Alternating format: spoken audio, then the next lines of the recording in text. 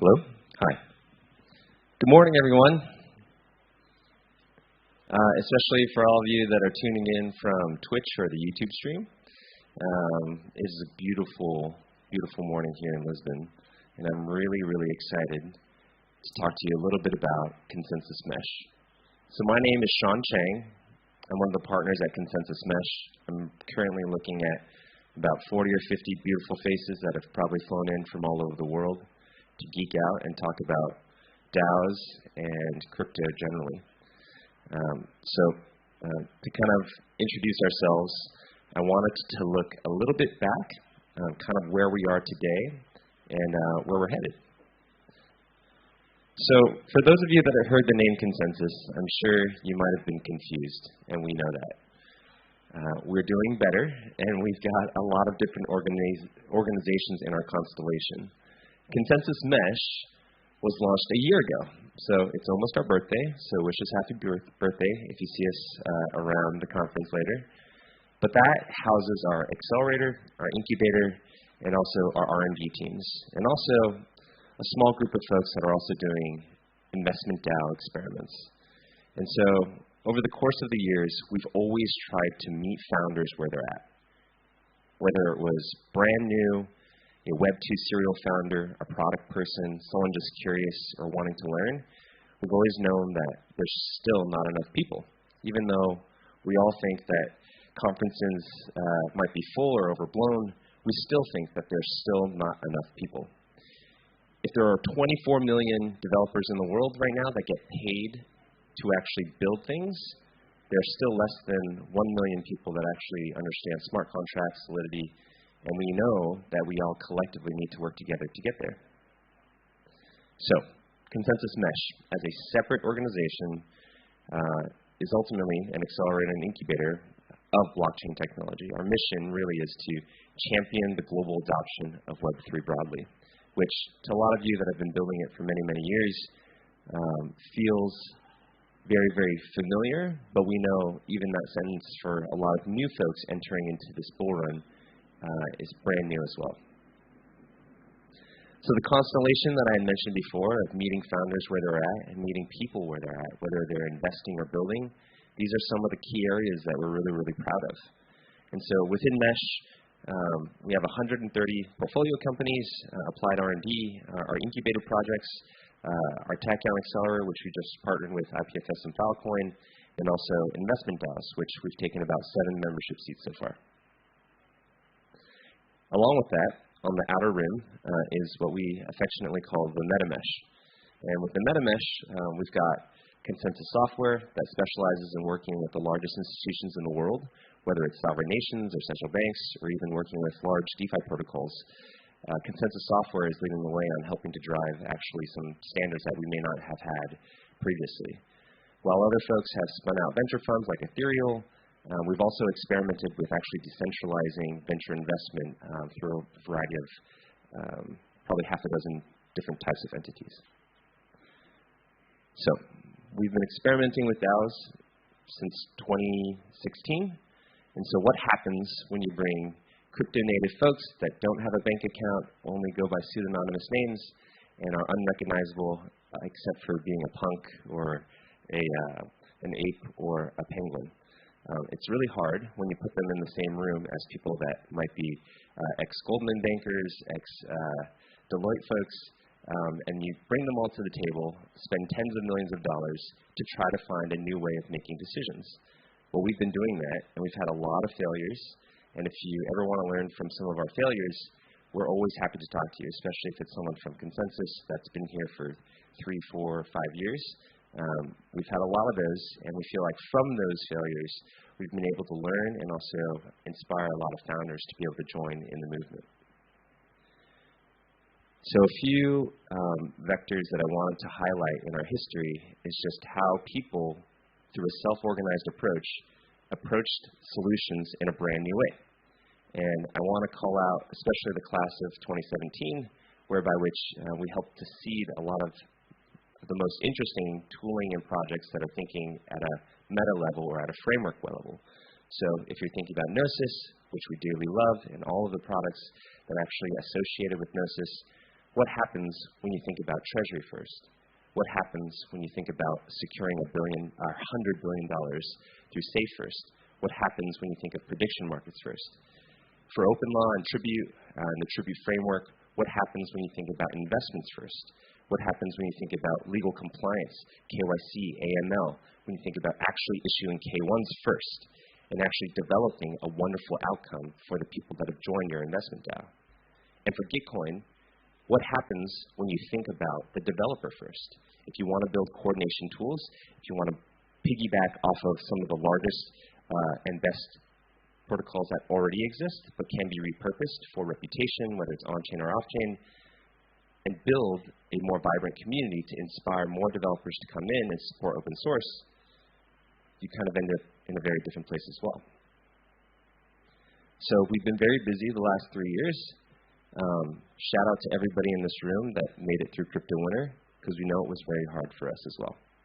ConsenSys, at the time that I joined, was around 500 people. We expanded into about 1,200 people. We had a wonderful retreat here in Portugal 3 years ago, where 800 of us went to Faro in the south. And basically, it was completely self-organized. In a way, it was acting like a DAO.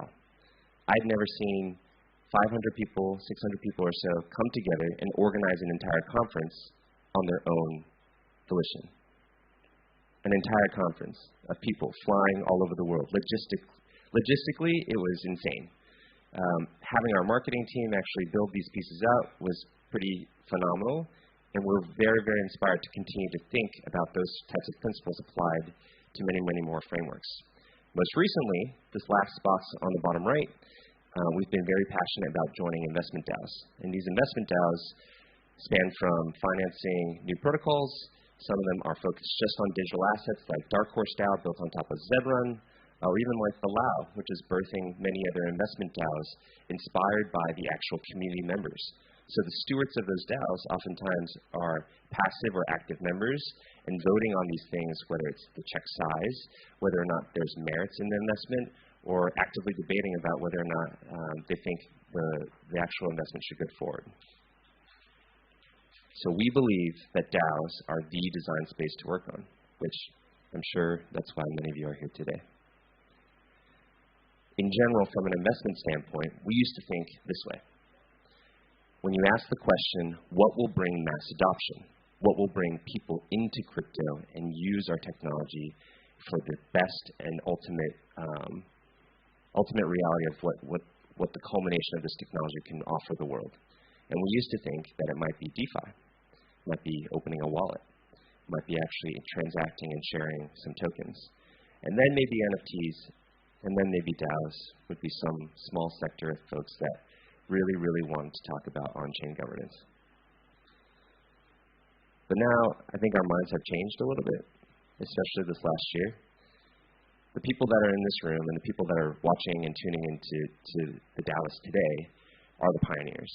There are not that many of us, right? There's only hundreds of us here.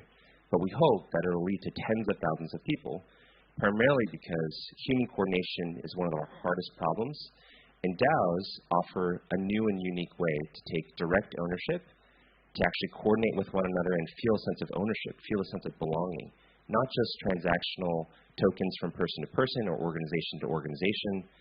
They actually can represent our principles and values. And we really do hope that those things are infused into the code and aren't just marketing and aren't just what someone says from a podium.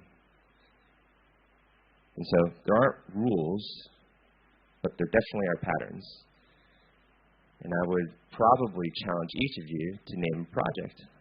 Of these three variables, can you think of a project that fits this pattern, that started as an NFT project, and then launched and airdropped a token, and then have been talking about launching a DAO?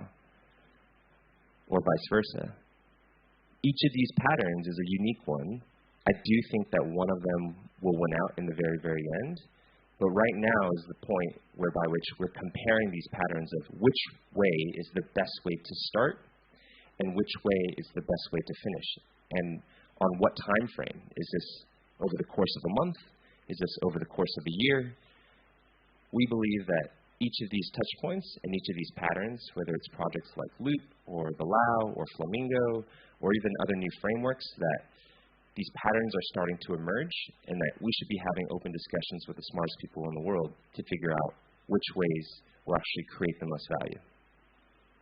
So in conclusion, we're in search of leaders who want to usher in this age of community, because wrapped in all of those patterns is community.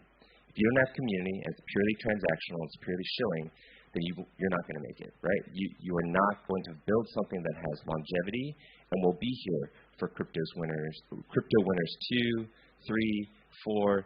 We're in peacetime right now, and it's great, and numbers go up, and everybody's very happy, but I can't wait to see the faces that are going to be here when things correct, when maybe there's another crackdown, or maybe when people fight the future. But we all know that evolution will take care of those that fight this future. So we believe the future is going to be filled with wonderful DAOs, and we want to be able to work with those that actually want to build that alongside with us. Thanks. Does anyone have any questions? No questions? I have a question. Yes. When you contribute to an investment DAO, are you expecting anything back? Is it grant funding? Do you want equity? What is it? That's a great question. So we have been a part of legally compliant ones that are wrapped in Delaware LLCs, which we do have an equity stake, but oftentimes as a member of these DAOs, they don't really look like venture investments. Because you have 1% ownership, it doesn't necessarily look like portfolio construction as a general partner or a VC firm. But it's not a grant either, right? Because you actually do have ownership. And so our expectation right now is primarily focused on learning. And so we've also joined what we affectionately call some YOLO DAOs, which aren't necessarily wrapped in a legal structure and filled with like wonderful disclosures. Wonderful DAOs like Aladdin or like Fingerprints, whereby which it's permissionless and they have scholarship programs that they're working with artists. Our expectation is to learn and build alongside them and then figure out the hardest problems together. And so we don't necessarily focus primarily on the financial upside or ownership, though the NAVs for a liquidity mining focused investment pool like Neptune versus Flamingo versus the Lao are all up and fantastic and doing well on paper. So paper returns are astronomically, are doing very, very well, but it's not our focus. And our primary focus is finding both technical and soft business folks that actually want to help solve these human coordination problems, which we believe is probably the best place to find long-term value and where value will be actually generated. Are there any other questions? What are your thoughts on NFT DAOs, like Cool Cats becoming a DAO, Bored Apes becoming a DAO? How do you see that play out? You have 4,000 unique holders. Maybe they don't even know what DAO is. They never participate in DeFi, and they buy an NFT, and all of a sudden they have, they're part of a DAO. How do you see that play out? I love it. I love it so much, especially because, we've thought a lot about social tokens and community tokens. I don't think we can point to many examples other than, wonderful communities like Friends with Benefits and FWB. I think NFTs might be the wrapper that's necessary to help bring mass adoption. However, a hard cap supply of 10,000 might not necessarily make the most sense, especially if we're talking about trying to bring in millions and millions of people. But I do think that NFTs as a wrapper to showcase belonging or being a part of a community is probably much more human than a token, or a token that's wrapped in there, and that the illiquidity inside an NFT actually might be a feature and not a bug, because when we buy coffee, if we had coffee, we aren't necessarily, one of us picks up the check, one of us isn't necessarily keeping track of it. Maybe our credit cards are, or our banks are, but as human beings, I think it's really important for us to think about that sense of intangible value and the intangible value of what it means to be a part of a community. And so NFTs representing membership ownership, I think, is highly, highly likely. But I do think that inflationary supply of a cool cat or fractionalization of a punk might be interesting, but I do think that we're going to have to daisy chain more reputation and create new primitives like decentralized identities and verifiable credentials, so that if you own a cool cat or if you own 6 of them and you're a cat man, then that might mean something to you. And if the cat community or cool cats actually represent wanting to support illustrators or writing new stories and go far beyond stoner cats, for example, as something that's probably doing a tenth of what it could be doing in contrast to what the cool cats community is doing, I think those are some of the early signs of what it means to start with an NFT, then launch a token and or a DAO, and then build something with true intrinsic value. I do love the NFT projects that are also building treasuries that actually have real digital assets within them, like Squiggle DAO.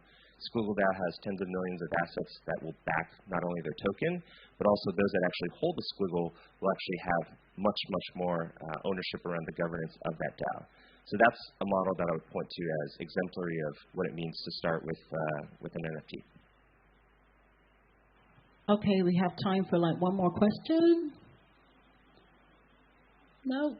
Okay, we're going to say thank you to Shawn. Thank you, everyone.